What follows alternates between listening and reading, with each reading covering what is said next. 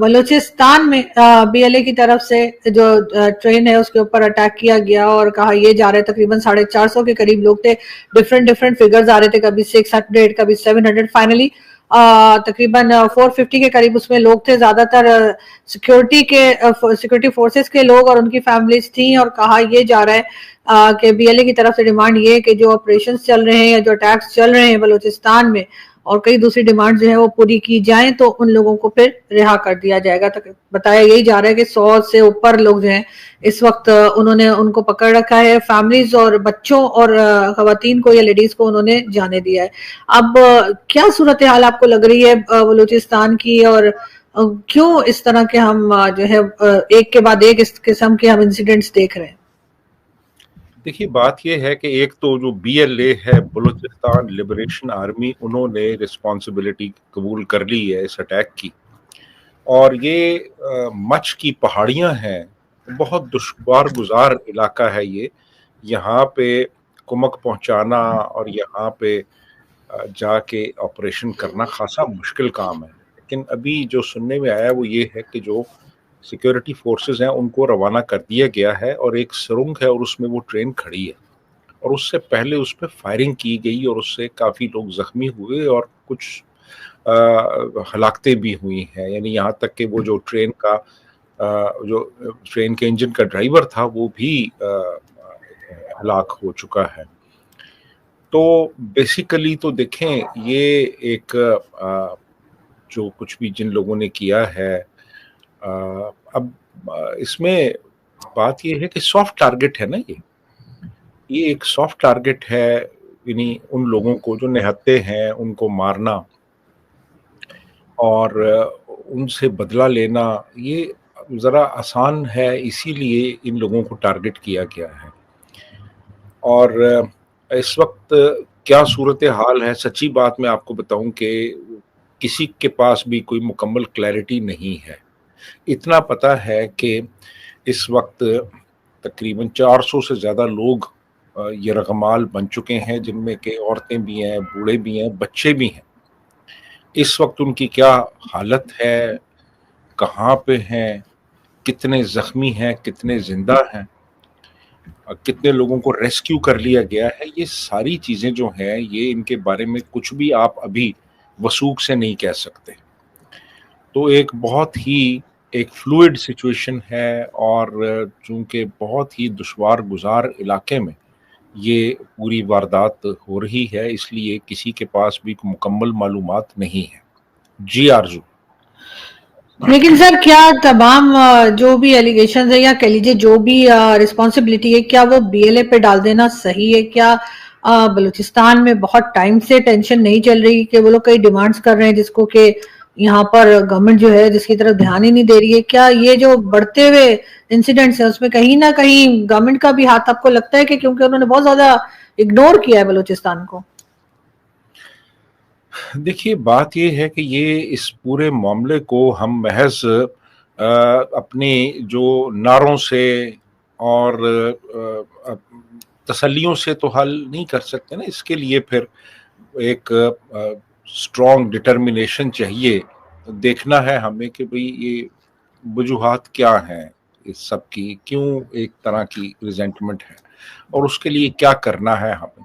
تو میرا خیال یہ ہے کہ اس معاملے کو بہت زیادہ سنجیدہ لینے کی ضرورت ہے, اور ہمیں یہی کوشش کرنی چاہیے کہ جو بھی ایشوز ہیں ان ایشوز کو ہم ایک بڑے ریشنل انداز میں ان کو حل کریں.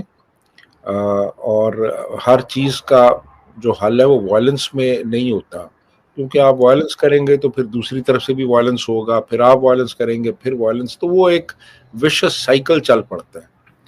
تو میرا خیال ہے کہ جو لوگ بھی اس وقت اقتدار میں ہیں ان کو بہت ایک ٹھنڈے دل کے ساتھ اس مسئلے کو دیکھنا ہے, اس کا حل نکالنا ہے, اور ایسے لوگ جو کہ پیسفل ایک سیٹلمنٹ اور پیسفل نیگوسیشن کی جانب مائل ہیں ان کے ساتھ بیٹھ کے تو اس مسئلے کا کوئی نہ کوئی میں سمجھتا ہوں کہ حل نکل سکتا ہے. تو بالکل آپ صحیح کہہ رہی ہیں کہ ضرورت ہے اس چیز کی. ہر مسئلے کا حل وائلنس میں نہیں ہوتا. تو اب حکومت پہ ہے کہ وہ اس سلسلے میں کیا سٹیپ لیتی ہے، اور میرا خیال ہے اس کے ساتھ ساتھ ہمیں وہ جو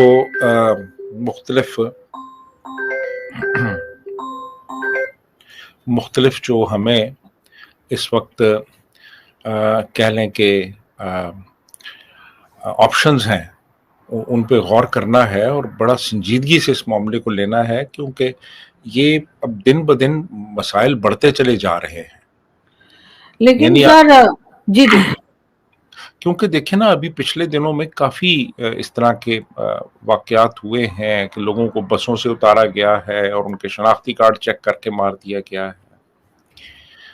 ٹرینز پہ اس طرح کے واقعات ہو چکے ہیں، فائرنگ کے واقعات ہو چکے ہیں. یہ جو بیچارے غریب مزدور ہیں جو کہ یہاں سے جاتے ہیں دوسرے صوبوں سے اور جا کے وہ وہاں کی کوئلے کی کانوں میں کام کرتے ہیں، ان کو نشانہ بنایا گیا ہے.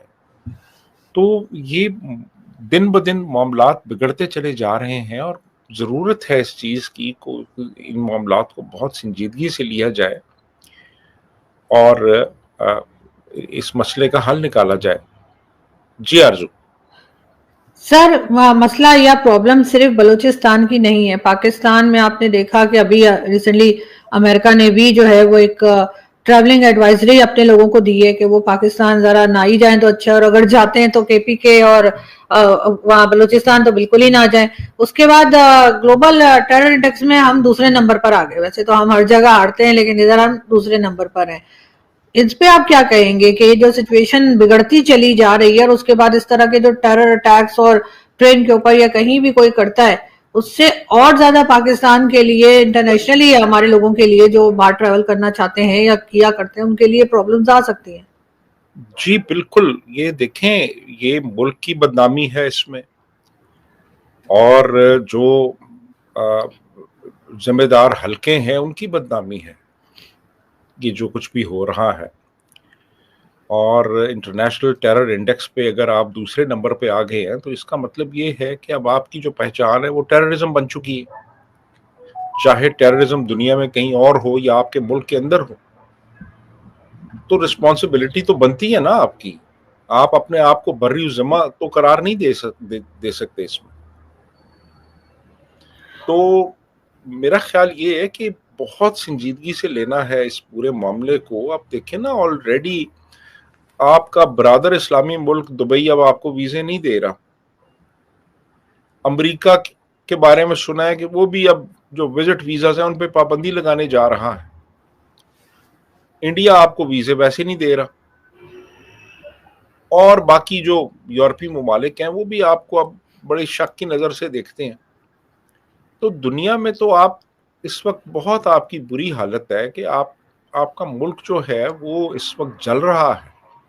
ٹیررزم اس وقت شدید تر ہو چکا ہے، اور یہ صرف بلوچستان تک محدود نہیں ہے. یہ اور بھی ہمارے صوبے اس کی لپیٹ میں آئے ہوئے ہیں اور وارداتیں ہوتی رہتی ہیں، اور اس کو ہم اس سیریسنس کے ساتھ نہیں لے رہے جس سنجیدگی کے ساتھ ہمیں اس معاملے کو لینا چاہیے.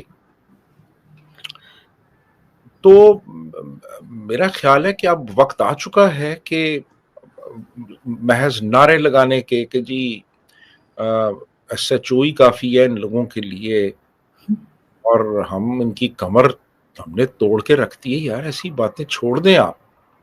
یہ باتیں مزید بدگمانی پیدا کرتی ہیں، مزید فرسٹریشن کریٹ کرتی ہیں، لوگوں کو مایوس کرتی ہیں. یہ باتیں آپ نعرے نہ لگائیں، آپ عملی طور پہ کر کے دکھائیں. تو یہ اب میرا خیال ہے بڑا ایک کریٹیکل مومنٹ ہے ہمارے لیے، ریاست کے لیے، ریاستی اداروں کے لیے، کہ وہ کوئی ایکشن لیں اس حوالے سے اور ملک کو بچائے اس دہشت گردی سے. کل کی خبر تو آپ نے سنی ہوگی نا. کل بلوچوں نے پاکستانی ٹرین کو ہائی جیک کر لیا، اور اس کے بعد سننے میں الگ الگ آنکڑے آنے لگ گئے کہ کوئی کہہ رہا کہ 100 لوگ اس میں سوار تھے، کوئی کہتا 200 تھے، کوئی بول رہا 300 تھے، کوئی 400. ہر کسی کا اپنا اپنا آنکڑا تھا، لیکن ایک چیز اس میں کامن تھی، وہ یہ تھی کہ زیادہ تر اس میں سیکیورٹی آفیشلز تھے اور ان کی فیملیز تھیں. اب اس کے بعد جب یہ سننے میں آیا تو پاکستانی فوج تیار ہو گئی کہ ہم اب بلوچوں کو چھوڑیں گے نہیں اور بلوچستان میں بالکل صفایا کر دیں گے، جتنے بھی بلوچ فریڈم فائٹرز ہیں ان لوگوں کا صفایا کر دیں گے۔ آپریشن چلایا جس میں 20-30 پاکستانی فوجی مارے بھی گئے۔ اب اس کے بعد خبر آتی ہے جی 104 آدمیوں کو نا انہوں نے رہا کر دیا، انہوں نے چھڑوا دیا۔ پاکستانی فوج یہ کہہ کر اپنی پیٹ تھپ تھپا رہی تھی کہ اس نے 104 لوگوں کو رہا کروا دیا، جبکہ جو لوگ آئے انہوں نے کیا بولا، انہوں نے بلوچوں نے ہمیں خود جانے دیا اور ہمیں بولا کہ آپ جاؤ اس راستے سے۔ انہوں نے بندھک جو ابھی بھی بنائے ہیں وہ پاکستانی سیکیورٹی آفیشلز ہیں، سمجھ رہے ہیں؟ مطلب ان لوگوں کے جھوٹ کا کوئی انت نہیں ہے، کچھ بھی بول دیتے ہیں اپنی پیٹ تھپ تھپانے کے لیے۔ آپ کو پتہ ہے یہ وہی فوج ہے جس نے بھارتی فوجیوں کے سامنے نا اپنی سلوار اتار دی تھی۔ یہ ہم جانتے ہیں، یہ دنیا سے جھوٹ بول سکتے ہیں لیکن ہم سے کیسے بولو گے بھائی؟ اور سب سے بڑی چیز، جہاں ٹرین کھڑی ہے اس کے 1 کلومیٹر دور پاکستانی فوج نے اپنا ڈیرا جما رکھا ہے، لیکن ہمت نہیں ہو رہی پاکستانی فوج کی آگے بڑھ کر کسی طرح آپریشن کر ان سبھی لوگوں کو وہ رہا کروا سکے، اور یہ بنتے ہیں دنیا کی نمبر 1 فوج۔ کیا ہی بولیں یار، یہ نمبر 1 فوج ہے۔